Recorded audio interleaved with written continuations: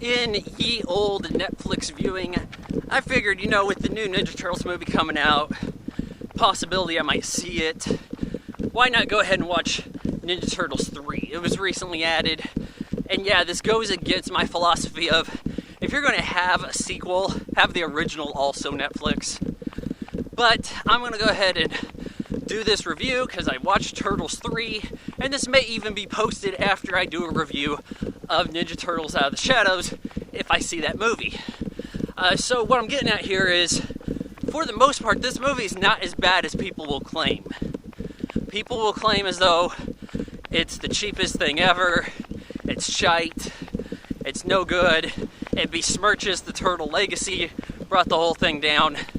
I got some news for you. I saw this in '93 in theaters with my little brother and my grandma, and I was not even excited to go see it. And I was huge on the Ninja Turtles back in the day. But by '93, popularity was waning. This movie has a $17 million budget. At times, it looks like they went cheap. At other times, it's fairly commendable. But, so you have some of the returning voices. Leo, Mike, Corey Feldman is back. He was in the first one, and he's back in this one as Donatello. Paige Turco reprises her role as April from Secret of the Ooze. Elias Cotes is back as Casey Jones in his second Turtles film. So it seems to be fitting with it. Yeah, the costumes look a little bit off. They have some spots on them. They have a texture on them that looks quite plastic.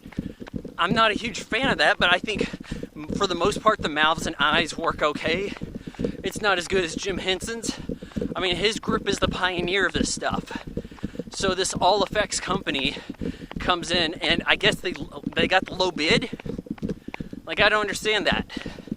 Why not just reuse the costumes you had from the first movie? Like, people like that. I guess I don't understand it all. I do know that, like, latex breaks down. Some of the compounds, they break down in time. But did they really need new, slightly worse costumes? I'm not so sure about that. Well, the Turtles, they're kicking it in the sewer.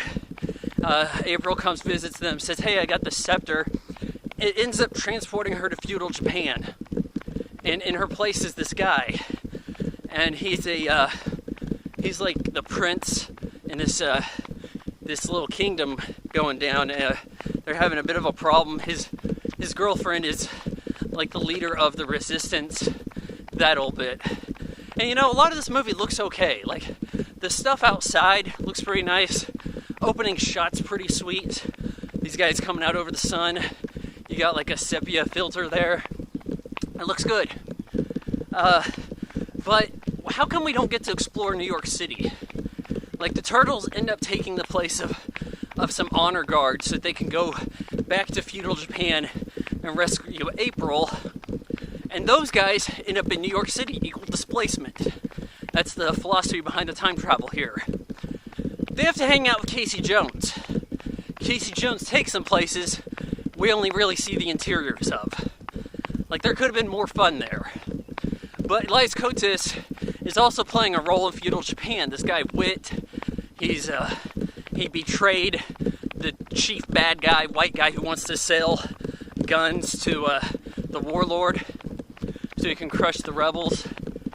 And so he's got his scheme, but he's actually using this guy as a spy to track down the Turtles, April, and their scepter, all this stuff.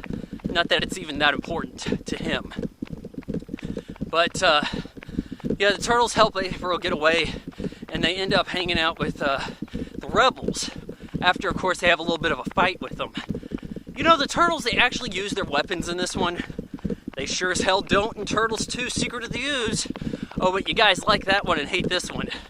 There's a stunt where Raph throws his sai and crushes this arrow as this chick is about to shoot it. How they pulled this off, I don't honestly know. I looked for a wire. There's nothing there. I mean, this stunt could have gone horribly wrong. It's not something you would see done today without CGI.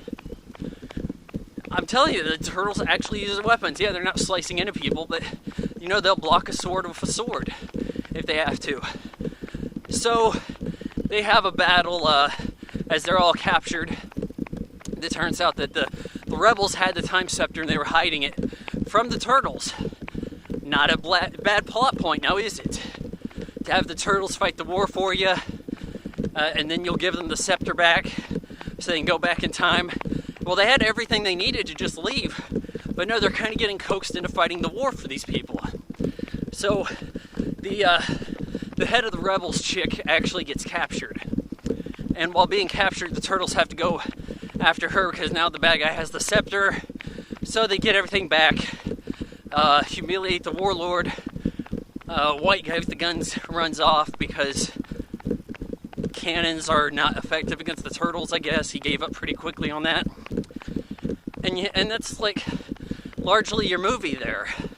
The turtles touch the scepter, and eventually they find their way back to New York, and the feudal Japan guys take their spot.